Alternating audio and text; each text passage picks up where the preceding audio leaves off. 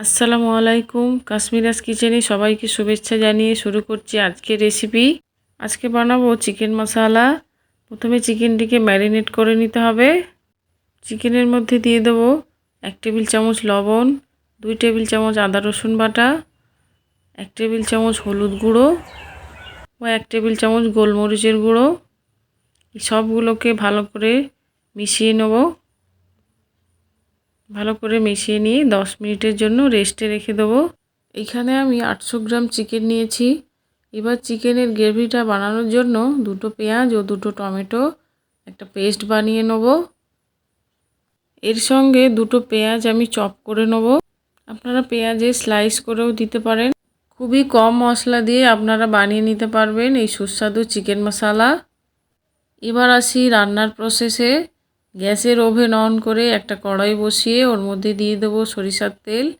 আমি সরিষার তেল ব্যবহার করেছি, আপনারা সাদা তেল দিয়েও করতে পারেন। প্রথমে তেলের মধ্যে দিয়ে দেবো 1/2 চা চামচ গোটা জিরে, 4টে এলাচ, 4টে লবঙ্গ, একটু দারচিনি, একটু জয়িত্রী ও 2-4টে গোলাপের পাপড়ি। এবার দিয়ে দেবো চপ করে নেওয়া পেঁয়াজ। পেঁয়াজটিকে ভালোভাবে ভেজে নেব। ভেজে নিয়ে দিয়ে দেবো ওর মধ্যে 1 চামচ লঙ্কার গুঁড়ো। এতে রান্নার কালারটা খুব সুন্দর হবে। একটু নেড়ে নিয়ে দিয়ে দেবো টমেটো ও পেঁয়াজের পেস্টটা। গ্যাসের ফ্লেম হাই রেখে বেশ কিছুক্ষণ ভেজে নেব, যতক্ষণ না মশলা থেকে তেলটা ছেড়ে দিচ্ছে। এবার দিয়ে দেবো ম্যারিনেট করে রাখা চিকেন। এবার এই মশলার সঙ্গে ভালো করে মিশিয়ে নেব।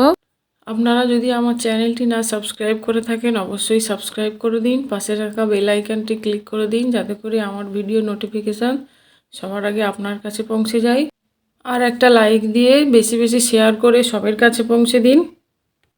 এবার চিকেনটা একটু নেড়ে নিয়ে দিয়ে দেবো 1/2 চা চামচ হলুদ গুঁড়ো। ম্যারিনেশনের সময় লবণ দিয়েছিলাম, তাই টেস্ট বুঝে দিয়ে দিলাম 1/2 চা চামচ।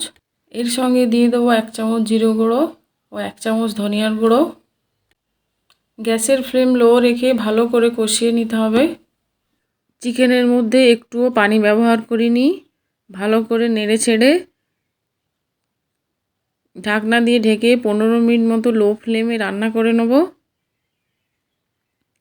সব শেষে দিয়ে দেবো ধনেপাতা কুচি।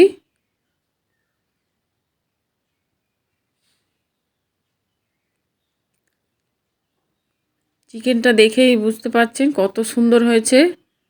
চিকেনটা আমার রান্না হয়ে গিয়েছে। এবার গরম গরম ভাতের সঙ্গে পরিবেশন করুন।